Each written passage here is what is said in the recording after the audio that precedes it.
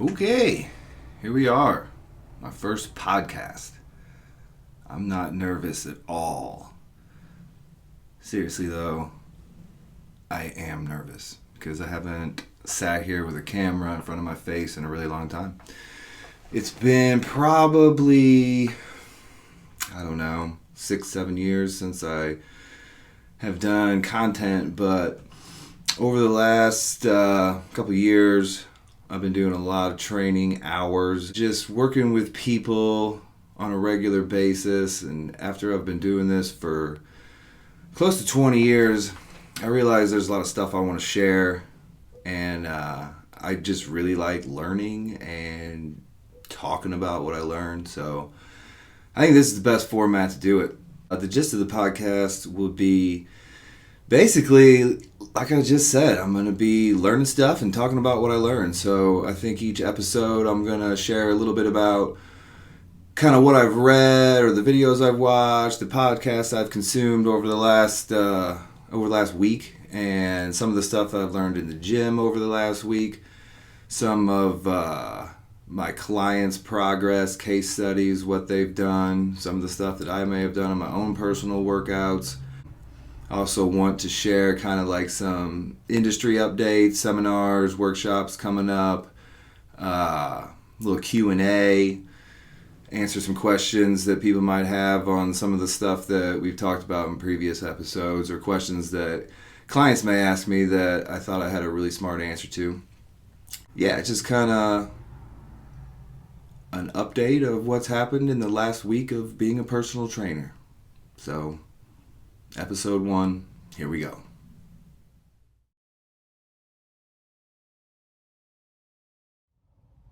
So in Episode 1, we're going to cover my week-long YouTube binge. We're going to go over some fixes for crooked shoulders that I went over in the gym this week and had some great success with. And I'm going to talk about how I lost 40 pounds this year and some of the different things that I've done to do that. And kind of quickly go over the different seminars, workshops, certifications that I plan on attending in 2023.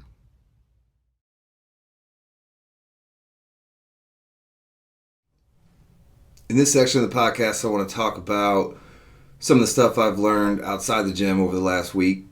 Within a week, I'll consume quite a bit of content through YouTube videos, podcasts, social media, reading, all the stuff. So yeah, there's a lot of good information that I'll absorb throughout a week, and there's a lot of throwaway stuff. So I want to kind of talk about a lot of the good stuff that I might absorb through a week that I could share with you. And this week, I want to talk about a YouTube channel I've been following lately, which is Connor Harris, his YouTube channel.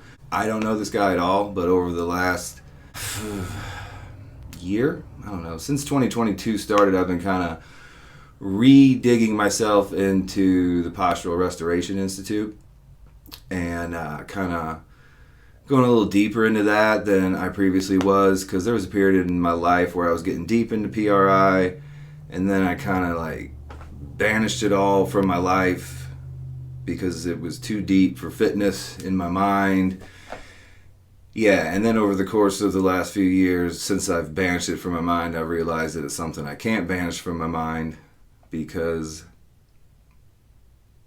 it works. Yeah, I've been getting a little bit deeper into learning more about PRI, and in that journey, I stumbled across Connor Harris. So this guy, when I first started learning PRI, it was straight from Postural Restoration Institute, super physical therapy based, super deep, super acronym based, a lot of concepts that were new, above my head, backwards from what I initially thought about human body, human movement, how it all works. So I started immersing myself in PRI again, looking through content, found Connor Harris, and this guy makes it so much easier for me, at least, to understand the content. So I've taken the first 3 PRI courses, and that left me with enough knowledge to be deadly. And I've had some years to absorb that information, and then now going to this YouTube channel and hearing it from a trainer who has been obviously really studying this material and using it on a daily basis with his clients. I've got a much better understanding of not only how it all works and the philosophies behind it and everything, but just like the practical application of how to use this in a gym setting. So that's why I want to talk about Connor today, because I really think that if you're interested in PRI, Postural Restoration Institute, or breathing dysfunction, changing patterns in people's bodies, rotations, imbalances, and just getting people moving or gait, I think it's something that if you're into, you should really check out this guy's channel, and man, it's deep. So the first 5 videos I would recommend if you're not familiar with PRI or Connor or any of these concepts is, number 1, he's got a video on the left AIC pattern, which is the first dysfunctional pattern in the PRI concepts, which then can compensate into a PEC, which he has a second video on the PEC pattern. That left AIC pattern also creates an upper body BC pattern. So he's got a video on the BC pattern. Check it out. And then he's also got a video that I recommend on how to get internal rotation, internal hip rotation. So specifically in that video, he's talking about how internal hip rotation is not just internally rotating the femur in the pelvis, but how the pelvis internally rotates and the femur internally rotates in the pelvis to get true internal rotation. So this guy's got the whole like skeleton that moves around, and he can show you the different positions and how this all works in a much better way than I could ever say it or show it. So if you're into PRI, or you're just kind of like scratching the surface on that stuff or wondering more about it, I think this guy's a really good way to dip your toes in and see if it's something for you, or if it's something you've been messing with and you have questions. Going over this guy's videos is just a really great idea to shore up loose ends, fill in gaps, and just get practical application on how to use these principles in real life. So check out Connor Harris's YouTube channel. I'll leave a link so you can see all his stuff.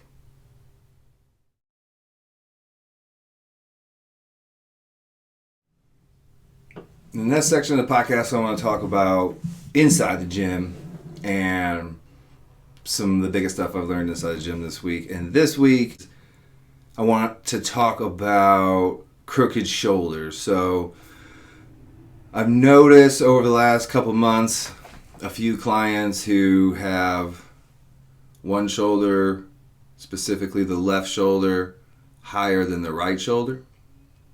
And I got some pictures and some video of what that looks like. If you're watching on YouTube, if you're just listening to the podcast, I'll try to walk you through this verbally. But if you are just listening to the podcast, it might be a good idea to check out the YouTube video to see the pictures of these clients and kind of see what I'm talking about. But both these clients present with a much lower right shoulder and a higher left shoulder.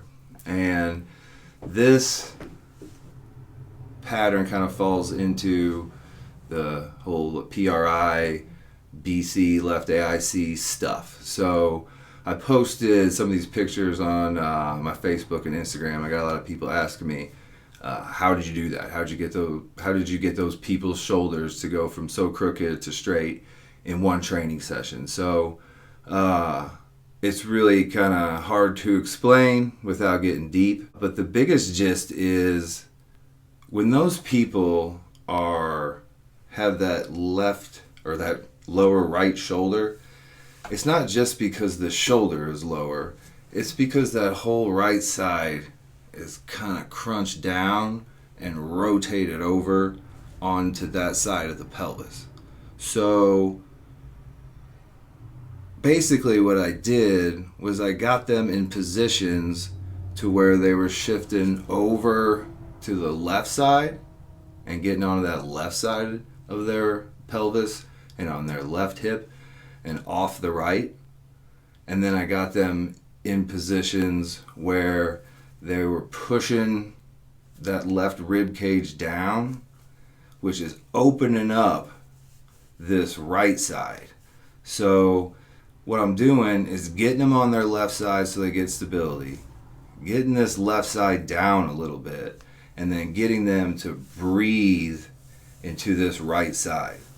So when they're over here on this right and they're all crunched down, what we basically need to do is get them over to their left, open that up, and get them to breathe over into this right side again instead of breathing into the left, because that inhalation on the left side is just pushing this left side more up, this right side more down.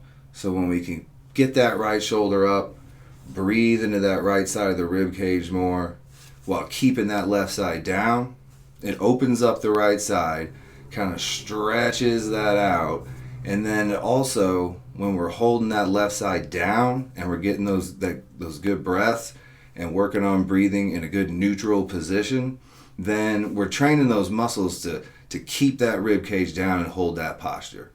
So I might go into detail or shoot a video on the exact exercises I use and the exact sequence, but it was really 6 to 7 exercises with both these people.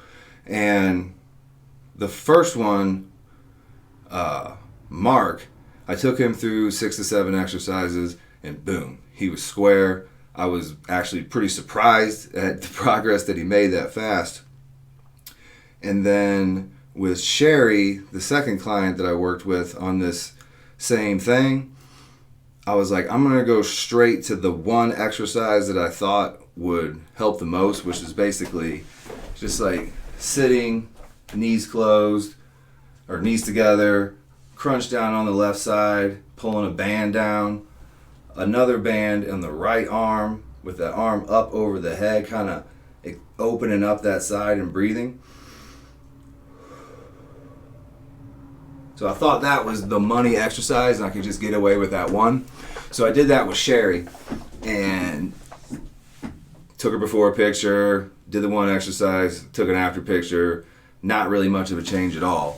So then I took her through the 6 to 7 exercises, the same exercises I took Mark through, and then boom, a very large change. So not 100% dead even like Mark was, but a really, really big change. And you can see those on the YouTube video if you're listening to the podcast. So the biggest takeaway that I got from that was really just how fast someone's posture and positions can change when you really find the right exercises for them. So it's not super uncommon to get someone's shoulders level over the course of time. Like with Mark, I took that picture and did those exercises to try to maybe get an inch of movement to show him, like, at the end of this 8-week block of training, I want to see how much we can square those shoulders up.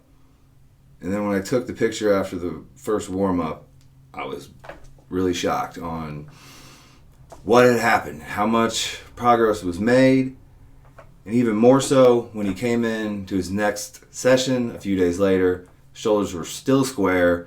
He'd been doing one exercise that I told him to do to try to keep that, which is the one I just showed you or talked about. Yeah, and he was staying like square, and he came in after that next session and he said, I really can't believe how good my neck feels. I'm like, I can, because man, your neck was all crooked and bent, and your shoulder was all up in your ear, and that had to be extremely uncomfortable. And you have to feel great now that your shoulders have relaxed and you're in a more neutral position. And man, it was a really rewarding situation to be in with that guy. Like, it's always good to see athletes win trophies and prizes and championships, and it's always good to see people lose 10, 20, whatever, 100 pounds. But seeing this stuff and seeing it happen so fast, and helping someone who's had a decade of pain, tightness, or whatever you want to call it, just be relieved within a 30-minute training session is amazing. So yeah, my biggest takeaway and what I learned is that A, you can really make some changes quick with the right stuff, and B, never underestimate the power of good breathing.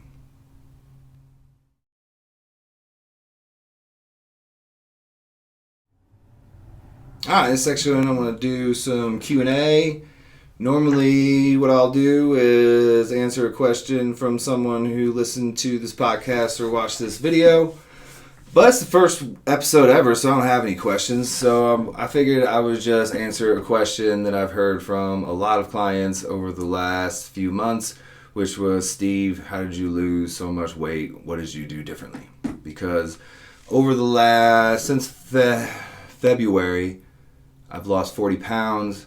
And honestly, it all started with I had my wife, Sarah, take a picture of my back because I wanted to look at my shoulders and I wanted to look at my scapula to see, how that all was functionally and structurally. And she took the picture, handed me my phone. I looked at the picture and I could not believe how fat I was, and that I couldn't even see my shoulder blades because there's too much fat. So yeah, that's how it all kind of started. I saw that picture and was pretty much disappointed in myself for letting things get that bad. And I looked at that picture quite often since February. And that set me on, that kind of set off a new rededication. That, and probably, maybe it's a little bit of a midlife crisis. I turned 40 this year, and I've noticed over the last couple years that I've been telling a lot of stories about what I used to be able to do. And I'm 40, man. I'm not 70. And I was kind of telling stories like of the good old days of whenever I was fit and whenever I was able. And yeah, I don't want to be telling stories this early in my life. So between that picture and turning 40, I kind of got a little fire under my ass to get back in shape, and that was what inspired me. Logistically, or X's and O's wise, I want to talk about the three biggest things besides motivation that contributed to me losing 40 pounds. And the first thing is more hypertrophy training. So two things about hypertrophy training that helped. Number one, I like it. So I do it more. And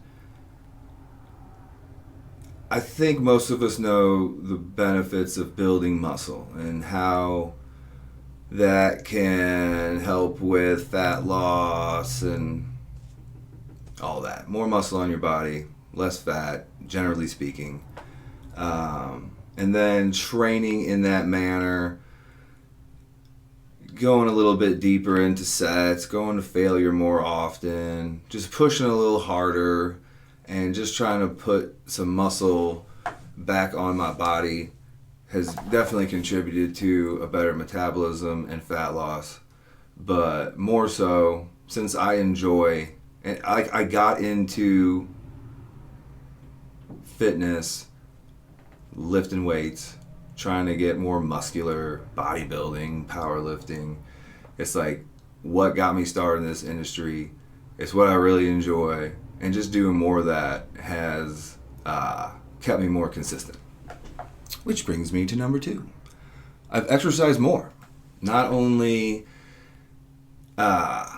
just the increased amount of hypertrophy training, but I've done a little bit less intense.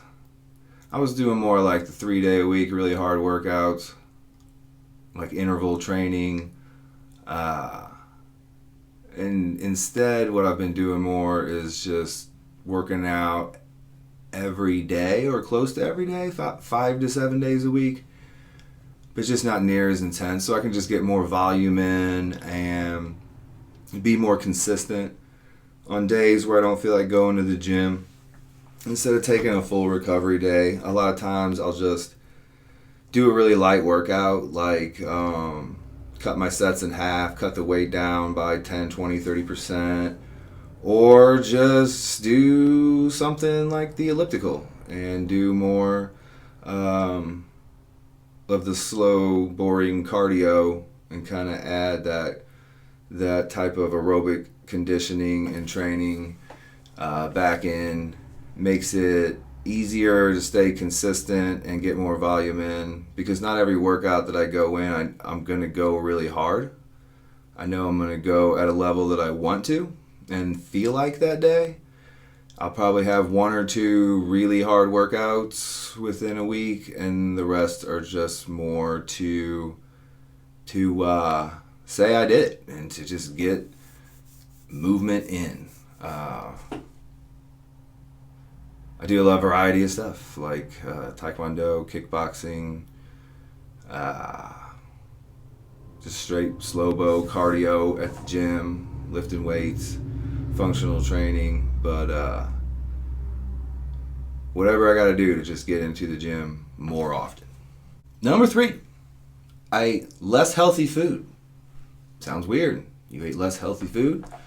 It's not that I ate less food that was healthy.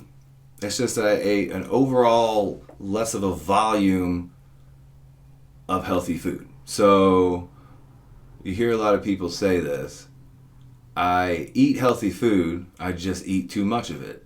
And that is exactly what I did. I ate fruits and vegetables and good stuff and blah, blah, blah. All the whatever is healthy, I ate it. And I ate lots of it. And really, all I've done is I just continued to eat pretty much the same stuff I've always eaten. I just don't eat quite as much of it. So, generally speaking, I've cut my calories down by about 300 to 500 calories per day over the course of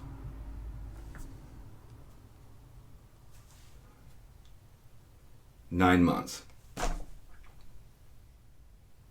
So in general, nothing too crazy. I lifted a little bit deeper into the sets, created a little bit more muscular damage, a little more time under tension on some workouts, worked out more, ate less, and had a goal. Nothing new.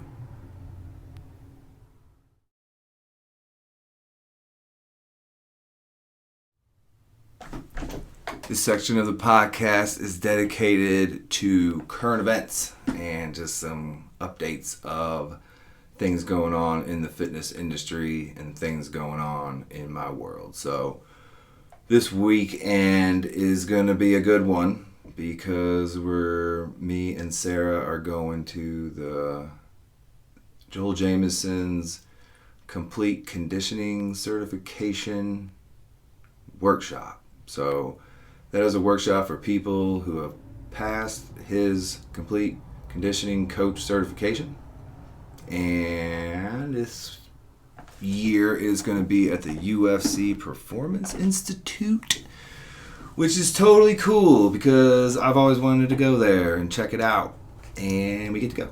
So heading to Vegas for the workshop, which is a 2-day workshop, which he's going to have some presenters and talk about different concepts in conditioning for athletes, some of the material that they cover in the course, updates on that, and should be a super good time. Should learn a lot of good stuff and get to spend some time in Vegas and get to spend some time in the UFC PI. So definitely looking forward to this weekend's education, and I'm sure I'll have some good nuggets to take away from that for next week's episode of the podcast. Also want to talk about different stuff that I plan on going to in 2023. So next year, I know for a fact that we're going to be going to at least one of the Perform Better Summits. I'm super disappointed I didn't go to Perform Better Summit this year. It didn't work out because business, life, yada, yada, yada. However, I definitely plan on going to one of the Perform Better Summits this year because I can't imagine. It's been since before the pandemic since I've been to one, and I love the Perform Better Summit. It's a fantastic weekend of learning and networking and talking to like-minded individuals and potentially some cocktails. Even though I don't really drink that much anymore, I'll probably still have a cocktail at the Perform Better Summit just because it's tradition. Anyway, plan on going to at least the Chicago. I mean, I'm in St. Louis. Chicago is not that far away. Definitely going to go to the Chicago Summit this year unless some crazy thing happens to be on that weekend. If that's the case, I'll go to the one in Orlando or Rhode Island if that's what they have. And yeah, I'll let you know more about it because anybody who is listening or watching, I would definitely love to talk with you in person at the Perform Better Summit. Next, I plan on going to the Robertson's Training System Complete Coach Certification. Mike Robertson has been a major influence in my career and education, who I am as a trainer, just so much, man. This guy has been a major influence in my fitness career. And he has a certification, and I've never taken it. So I feel like I owe it to my man, Bro Robertson, to take his certification. He has an online version, and then they do an in-person one, I don't know, a couple times a year maybe. I'm not exactly sure, but I want to go to the next in-person certification that he has. So wherever that may be, on whatever date it is, and I hear that, I don't know if I hear there might be one in February somewhere. I don't know if I should say because that's his business, but wherever it is, whatever month it is, whatever date it is on, I'll be there, and I'll let you know more about that whenever the time comes.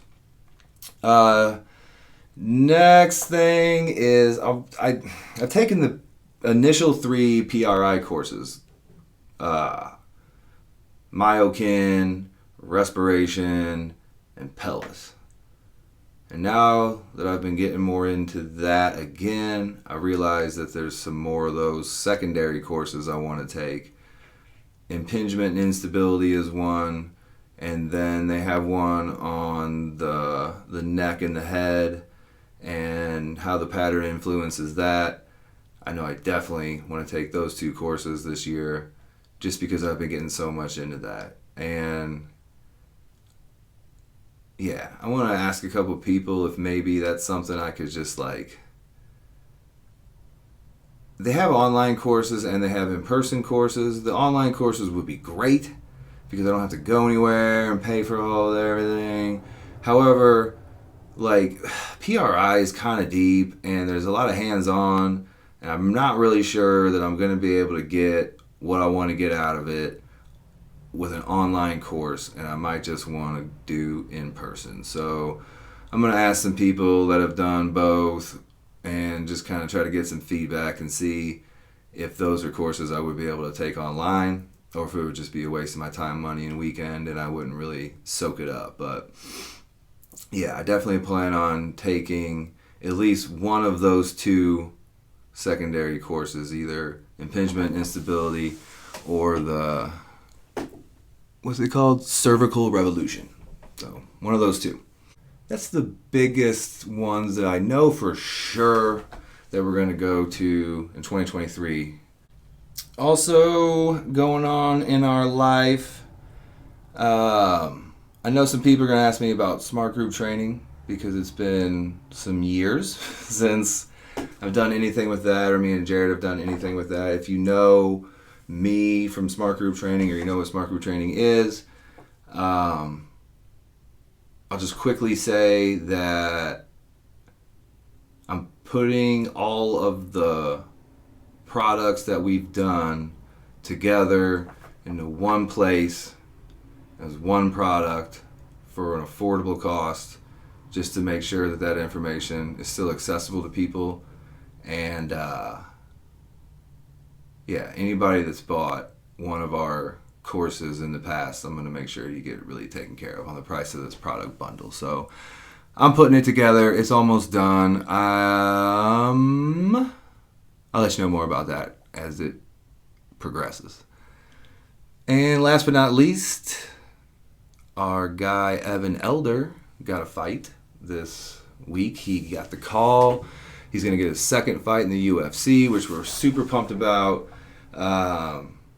He just got signed to the UFC several months ago. He got called up on short notice. He knew about 3 days ahead of the fight that he was going to be fighting. He's a 155er. He had to fight up a weight class at 170 to kind of get his shot into the UFC. So that didn't work out well. He lost that fight. However, he got a 3-fight contract by taking that short notice fight. And this next fight is going to be at his weight class, which is 155. He's going to have some time to prepare for this fight and not just be, whoa, I'm in the UFC. So hopefully we have some better results from this fight, and Evan gets the win. So my wife, Sarah, has been working with Evan for many years, since he's been a kid, kind of various times in his life, and we do online strength conditioning with him right now when he's in Florida, and we spend as much time with him as we can whenever he's back in St. Louis. And we are definitely big Evan Elder fans and hope to see him come out on top in his next fight in the UFC in February. So congrats to Evan for making it to the UFC, and we can't wait to see your next fight. That's all I got for you today. Thank you for sticking with me for my first episode of the personal, what is this called? This Week in Personal Training podcast. I really appreciate it. This is something I've been wanting to do for a long time. I just haven't had the balls to do it. So I'm glad I'm getting this out. I feel really good about it. I know it's going to get better as we go. I know there'll be some better editing. I know I'll get more comfortable. And next week we're going to have some conversation about the complete conditioning certification, whatever, the Joel Jamieson certification. There's too many CCC certifications in this episode. So the Joel Jamieson certification workshop, I'll have some good info about what we learned there, what we did there, and some more cool stuff that happened in the gym, and anything else that I've learned and feel like talking about next week. So hopefully I will get to talk to you then. See ya.